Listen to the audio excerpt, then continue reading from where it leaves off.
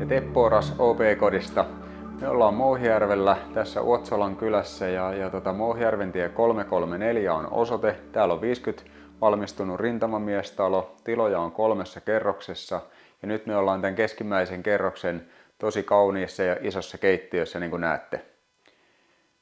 Kaappitilaa on paljon. Täällä on 2000-luvulla tehty remontteja, paljon uusittu tosiaan tämä keittiö ja on uusittu talon ikkunat, taisi olla vuonna 2017 ja on uusittu patolevyt, salaojat ja sadevesiviemäröinnit 2016, nyt muun muassa näitä. Eli tosi iso keittiö, mahtuu hyvän kokoinen ruokapöytä, on tiloja komeasti ja täällä on sitten allas ja astianpesukone tällä sivulla. Ja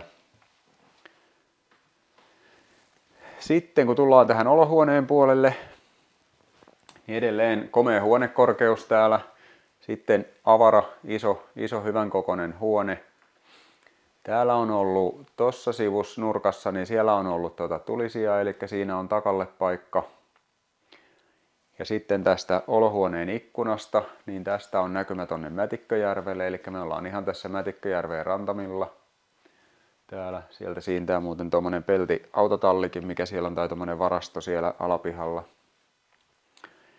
Sitten täällä on tää tosi iso makuuhuone, eli on tilaa myöskin valtavasti, että mahtuu pari sänkyä ja vaikka työpistettä ja mitä vaan haluaa ja tarvii. Ja samaten täällä on sitten tässä nurkassa, niin täällä on ollut sitten, tai on mahdollisuus pistää sitten tulisia. Eli siitä jatketaan sitten tuonne katsomaan noita muita tiloja.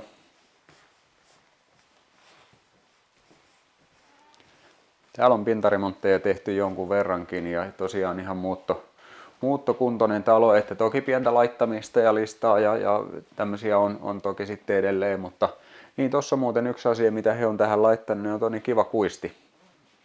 Eli se on näppärä, se on lämmin tila myöskin ja siinä on kiva tulla sitten ja mahtuu hyvin kengät ja takit. Ja täällä on sitten tämän asuinkerroksen WC.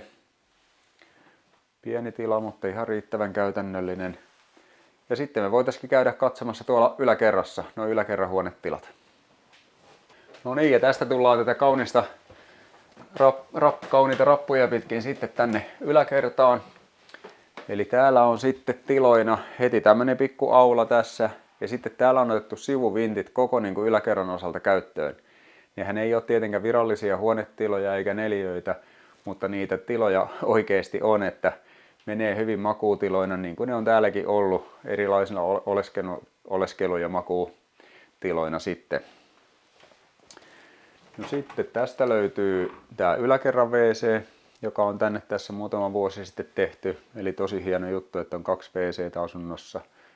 Siinä on allaskaappia ja hyvän kokoinen tila myöskin se. Tuossa on yksi tommonen sivuvinttitila, se on vähän varastokäytössä, ei kuvata sitä nyt tällä kertaa. Mutta sitten täällä on tää yläkerran iso makuuhuone sitten myöskin. Että on kunnon kokoinen ja täälläkin on noin 240-230 sitä luokkaa huonekorkeus. Sitten varaava takka täällä, joka on ihan täysin aktiivikäytössä ollut. Sitten niitä sivuvinttitiloja edelleen, niin kuin näkyy, niin täydessä käytössä siellä. Tosi hyvän kokoiset tilat.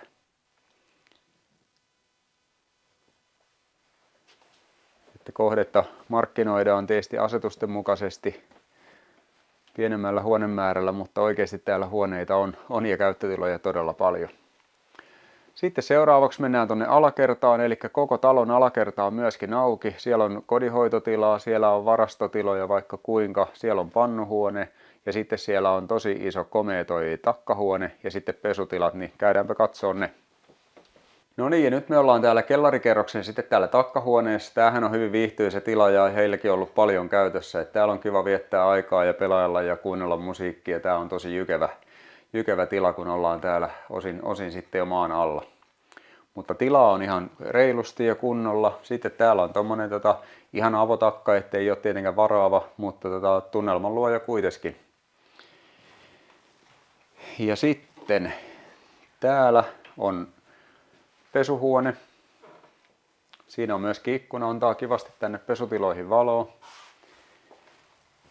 Ja sitten sieltä lasioven takaa löytyy sauna. pieni näppärä sauna ja täällä on puukiuas ja tää talohan lämpiää öljyllä ja täällä on vesikiertoiset patterit. Eli tämmönen on lämmitysmuoto.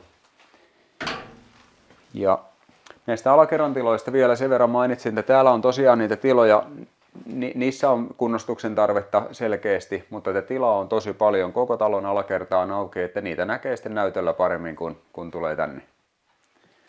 Eli nyt on talo kierretty. Näkyy myöskin ulkoa sitten video ja kuvaa, mitä on otettu dronella tuolta.